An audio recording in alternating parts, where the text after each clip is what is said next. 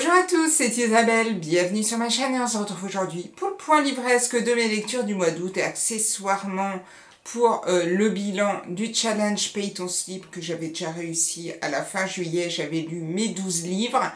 On va donc voir au total combien de livres j'ai lu à la fin de la vidéo.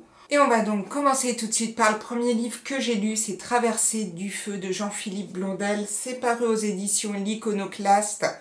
Jean-Philippe Blondel, c'est un auteur que j'aime beaucoup. J'ai lu plusieurs livres, j'ai lu plusieurs de ses romans, dont le dernier qui était Café sans filtre, que j'avais vraiment beaucoup aimé. Celui-ci, Traversée du feu, je ne savais pas vraiment de quoi ça parlait. Je dois dire que quand je suis rentrée dans le livre, je me suis dit, ouh là là, ça va être rude, parce que dans ce livre-ci, c'est une sorte un peu d'autobiographie, pas totale, mais sur une partie de sa vie, enfin sur différents moments dans sa vie, parce qu'il faut savoir que Jean-Philippe Blondel n'a pas eu une vie très facile. Il a perdu sa mère et son frère dans un accident de voiture. Il s'est donc retrouvé seul avec son père, il était jeune. Son père est ensuite, quelques années plus tard, mort dans un accident de voiture. Et quelques décennies plus tard, Jean-Philippe Blondel a été touché par le cancer. Et donc, on va suivre sa vie d'avant, comment il a vécu la mort de sa famille et comment il a réussi à surpasser ce cancer. Comme je vous le disais, c'est un roman qui n'est pas très facile, mais alors l'écriture et à la fois lumineuse, on se sent bien malgré toute la tristesse qu'il peut y avoir dans ce livre. On a envie d'y rester, on a envie de tourner les pages et on n'a pas envie de pleurer à chaque ligne. Et ça, c'est vraiment...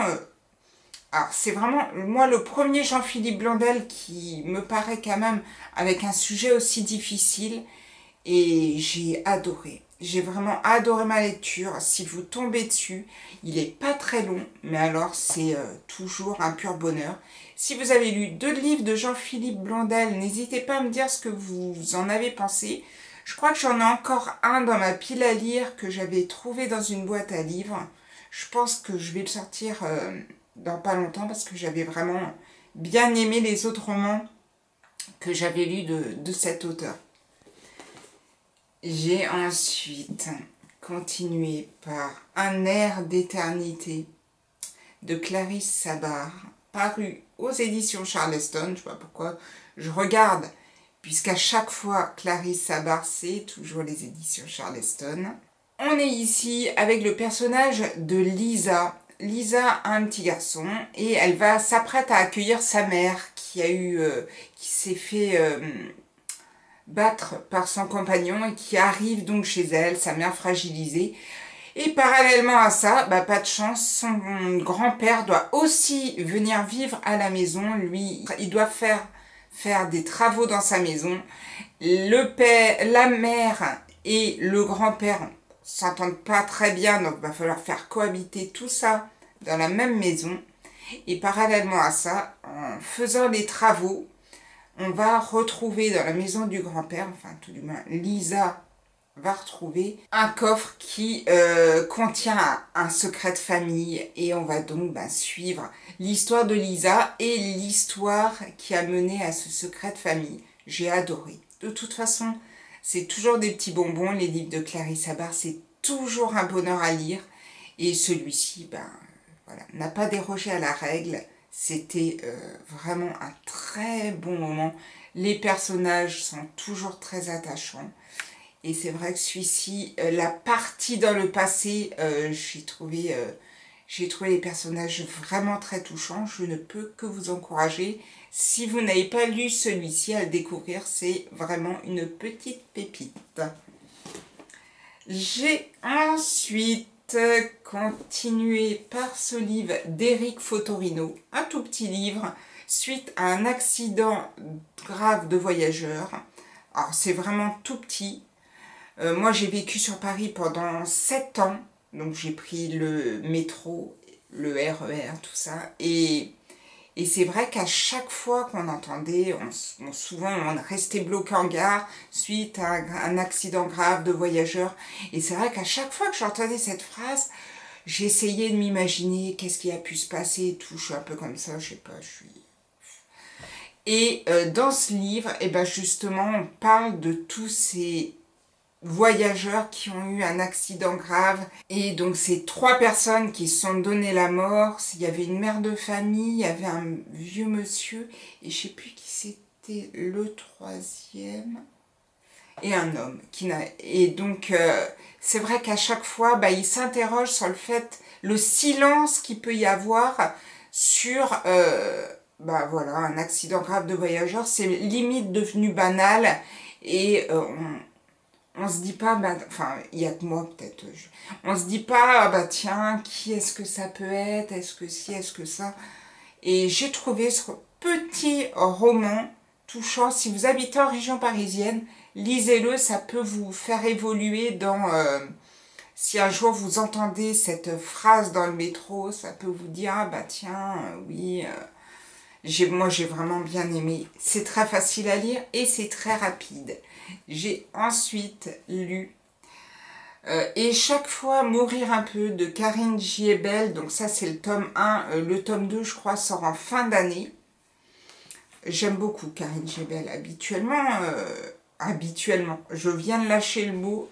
On va y arriver. C'est des romans qui me prennent et il y a toujours une angoisse, un personnage fort mais attachant, et puis des choses qui se passent et on a vraiment envie de suivre la déchéance du personnage et envie de l'aider, envie de savoir ce qui se passe, comme par exemple Glen Afrique ou la petite Tama dans Toute blesse la dernière tue. C'est les 2 livres d'avant que j'avais adoré. Et là, on a Grégory. Grégory, il voyage dans le monde pour venir en aide aux personnes qui souffrent dans les pays tels que des pays en guerre comme là, à l'époque la Bosnie, ou en Afrique du Nord, ou en Afrique centrale, ou en Afghanistan. Et puis donc Grégory vient en aide. Il est, c'est pas médecin parce que lui il est infirmier, mais vous voyez, les organismes du team Médecins sans frontières, tout ça. Et donc, on va suivre Grégory qui fait face à des choses très difficiles. Et son retour en France, ses voyages à l'étranger, son retour en France, ses voyages à l'étranger, son retour en France, ses voyages à l'étranger. Et moi, ça ne l'a pas fait du tout. Alors j'ai vu des avis très positifs et j'ai vu des avis un peu comme les miens. Je veux dire qu'à la médiathèque, on est nombreux à vouloir lire Karine Giebel quand son roman sort. Celui-ci, alors j'ai quand même eu des gens qui l'ont aimé, mais j'ai plein d'aficionados de Karine Giebel qui n'ont pas du tout, mais alors pas du tout accroché à celui-ci. J'en fais partie. Je ne sais pas, je lirai quand même le tome 2, mais pour essayer de voir s'il y a quelque chose d'autre qui va me prendre. Mais là, c'est horrible ce que vit Grégory. Mais alors, j'ai l'impression d'être dans... Enfin, c'est pas le Karine Giebel d'habitude. Alors, c'est peut-être ça qui nous perd un peu. Je lirai quand même le 2e tome, mais celui-ci... Pour le moment, je reste assez dubitative. Si vous l'avez lu, n'hésitez pas à me dire ce que vous en avez pensé. Est-ce que vous êtes dans les tops pour celui-ci ou dans les flops?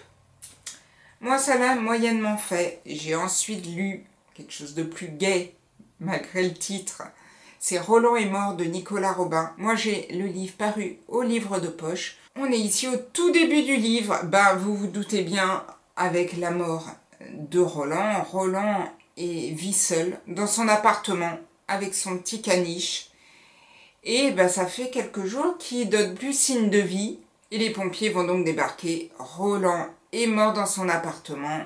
Ils vont prendre le caniche, ils vont le donner à la personne la plus proche de Roland. Pas dans sa famille, mais la personne la plus proche physiquement de Roland, c'est-à-dire son voisin. Et son voisin, c'est le personnage principal du roman. Il est un peu paumé, il est un peu, voilà, pas de boulot, amateur de films porno et tout, et il vit tranquillou chez lui, sauf qu'un jour, il se retrouve avec le fameux caniche de Roland, et il va essayer de le refiler à tout le monde, parce qu'il n'a pas du tout envie de s'emmerder avec Mireille, qui est donc le caniche, et qui s'appelle comme ça parce que Roland était fan de Mireille Mathieu. Et on va donc partir dans cette histoire-là avec le caniche et le voisin. Et j'ai adoré. C'est facile à lire. On se prend pas la tête. Bon, on l'aime ou on l'aime pas, ce voisin. Mais je trouvais l'histoire sympa. Alors des fois, bon, il y a des petites choses qui m'ont moyennement plu. Mais c'est pas grave, on oublie. Et franchement, j'ai passé un excellent moment. J'ai pas grand chose à vous dire sur ce livre, sauf que si vous avez envie de lire quelque chose un peu facile à lire et qui a beaucoup d'humour, n'hésitez pas à lire celui-ci. On va passer à mon coup de cœur du mois d'août. J'ai adoré, je vous le dis tout de suite, ce roman. Et je l'ai lu en plus, mais je vais d'abord vous montrer le roman. Le Rossignol d'Anne Galion. C'est paru chez Albin Michel. Comme vous le savez, si vous avez l'habitude de suivre mes vidéos, vous savez que j'aime bien lire Anne Galion. Et surtout, j'aime bien lire Anne Galion quand je suis en vacances. Et là, mais quelle bonne idée! Quelle bonne idée j'ai eu de lire ce roman pendant mes vacances, puisque j'étais sur ma chaise longue dans le jardin. Et qu'au-dessus de moi, j'avais plein d'oiseaux qui chantaient et tout. C'était vraiment le moment idéal pour lire ce livre. Dans ce livre, on est avec Tony. Tony a 10 ans et son père est passionné de chants d'oiseaux qu'il arrive à imiter. Et Tony va vouloir faire la même chose que son père et participer à un concours justement de chants d'oiseaux. Et il va faire la connaissance en même temps, donc parallèlement à cette époque-là, de Louis, qui est un jeune Parisien qui va arriver dans l'école de Tony. Ils vont devenir amis et il va se passer quelque chose et Louis va développer un talent caché. Parallèlement à ça, on va se retrouver dans le futur avec les mêmes personnages. Je ne veux pas vous en dire plus. Et Louis va avoir besoin de Tony à cette époque-là. On sent qu'il s'est passé quelque chose dans leur vie enfant. Et là, la brisure qu'il y a eu entre ces deux personnages pendant l'enfance va ressurgir et à l'inverse. Et donc Louis va avoir besoin de Tony. Et Tony, je ne vous en dis pas plus. Mais alors, quand je suis arrivée à la fin de ce livre, comment vous dire que j'étais émue au possible. Et là, c'est peut-être moi qui fabule, mais juste à la fin du livre, il y a ce petit rossignol qui est arrivé. Bon, il y en a plein chez mes parents, donc c'est pas non plus quelque chose de foufou. Mais je lisais la fin du livre et il y a ce petit rossignol qui s'est mis sur le fil au-dessus et qui a commencé à chanter. J'étais en pleurs. C'était magnifique. Si vous n'avez pas lu ce livre, c'est une pépite comme tous les livres d'Anne Galion. Mais alors celui-ci, c'est Pépitas Bananas. J'ai vraiment adoré. N'hésitez pas à le lire et franchement, si vous avez un petit jardin, on ne sait jamais, peut-être que le petit rossignol viendra aussi à la fin du roman, mais alors, c'était magique. Et j'ai terminé, puisque j'étais toujours en Bretagne, j'ai terminé avec Bretzel et beurre salé. On en est au tome 5, je crois, de Margot et Jean Lemoyle. Bon, on est toujours un petit peu pareil, dans le village de Logmaria. On est avec Cathy, avec tous ces personnages hauts en couleur, et forcément, un petit meurtre va se passer, on est en train de restaurer, enfin tout du moins, de faire ressortir de terre un dolmen qui a été retrouvé sur Logmaria, donc il y a toute une équipe qui travaille dessus.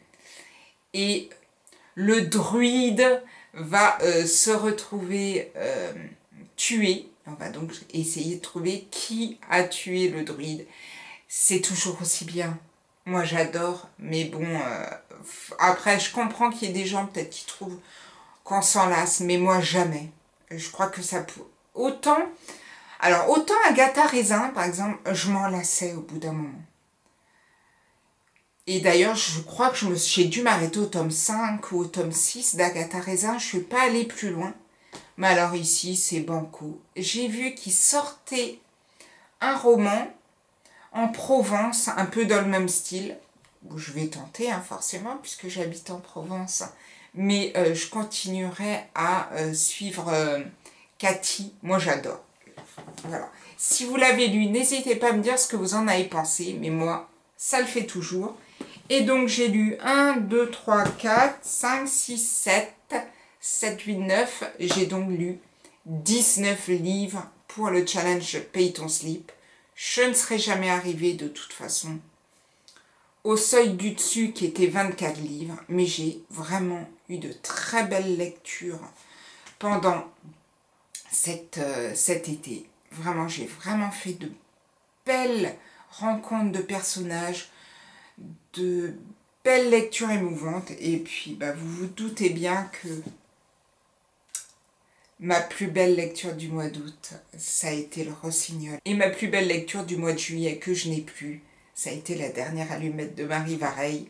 Deux romans que surtout La dernière allumette, je connaissais pas Marie Vareille, mais Pépite et celui-ci. C'est quand même pas des romans que j'ai l'habitude de lire, quoique je lis de plus en plus ce style de roman. Mais cet été, ça a vraiment été mes deux coups de cœur intersidérales. Je vous encourage à les lire et je vous souhaite une bonne rentrée, même si tout le monde est un petit peu rentré finalement, à part peut-être les petits chanceux qui partent en vacances au mois de septembre.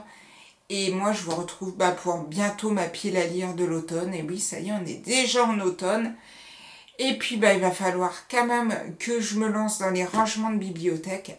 Sauf que j'attends de vous filmer pour ranger la bibliothèque. Et mon conjoint commence à râler parce qu'il y en a partout. Et c'est vrai qu'il y en a partout. Donc, je vais essayer de le faire rapidement. Il faut que je vois un petit peu comment je pourrais filmer ça. En tout cas, je vous souhaite plein de belles choses, de belles lectures, une bonne rentrée, de bonnes vacances si vous y êtes et si vous allez y être.